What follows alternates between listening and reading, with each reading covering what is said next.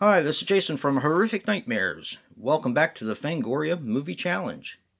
Now, this is the segment I've been doing with my good buddy, Joe the Horror Man, where we're not only going to watch, also review all 101 movies Fangoria thinks we should have seen. Today, we're going to be talking about Last House on the Left, unrated. Last House on the Left is a 1972 film which runs approximately 84 minutes and is written and directed by Wes Craven. Now, unfortunately, we lost the master, and he passed away on August 30th, 2015, at the age of 76. He was responsible for A Nightmare on Elm Street, The Hills Have Eyes, and My Soul to Take. Now, this stars Sandra Peabody as Mary Collingwood. She was in Teenage Watch, Legacy of Satan, and Massage Parlor Murders.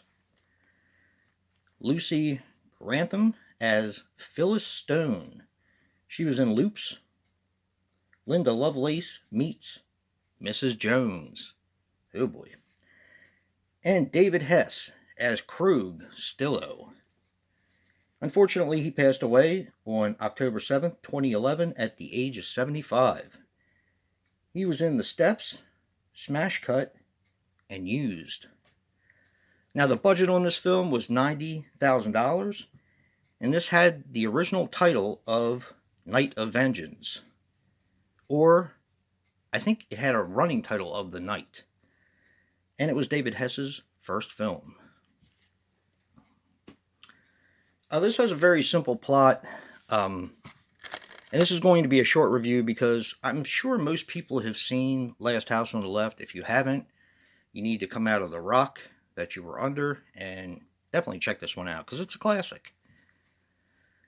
You have Phyllis and Mary, two teenagers who, of course, want to do what teenagers do.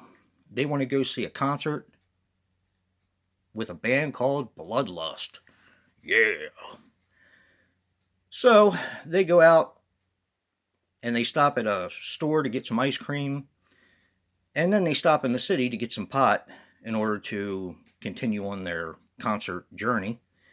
And they end up getting abducted, raped, and tortured by three thugs and a thug's son. Those would be Krug, played by David Hess, Weasel, Sadie, and I can never remember the son's name because they call him different things throughout the film. He wants to be called Frog, which he does a pretty good impersonation because he's a goofball. Or she calls him Willow towards the end or whatever. And that's basically the story in a nutshell. It does turn on its ear, and I'm sure if you've seen this movie, you know how it does that, but I don't really want to get into that because I'm sure there are still a few people who haven't seen this movie.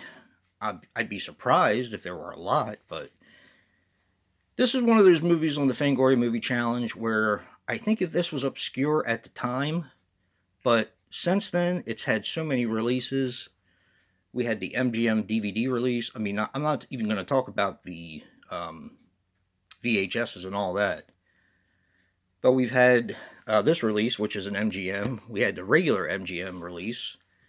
It's been done by Arrow, and it had a regular Blu-ray release with that cover on it. So it's had quite a few releases now. They're sort of beating it to death.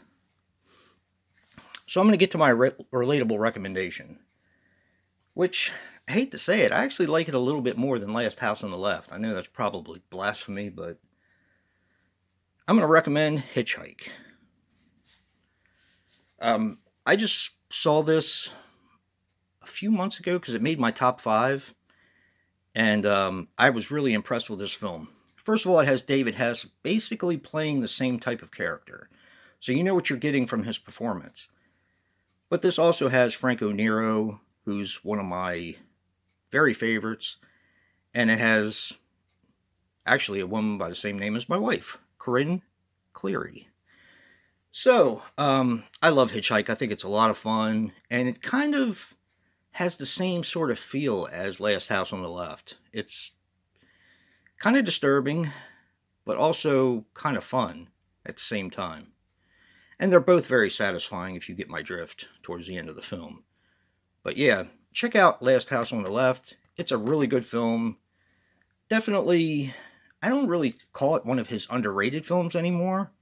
I feel like some of his TV movies like Summer of Fear or Invitation to Hell, and then his mainstream movies like Deadly Friend, even though that just got released by Shout Factory. And maybe, I don't know, Hills Have Eyes got a few releases too.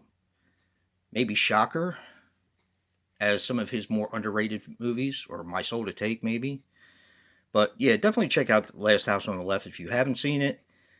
It's definitely a movie that still stands up, even though the clothes are way outdated, the music is way outdated. Oh, and by the way, David Hess does a fantastic job on the soundtrack. He was one talented dude. It's a shame we lost him. And check out Hitchhike, a very big surprise for me, and one I liked and will probably revisit quite a bit. And don't forget to check out Joe's review and see what he picked as a relatable recommendation. And if you like what you see in here, hit that like button and subscribe. And until next time, peace.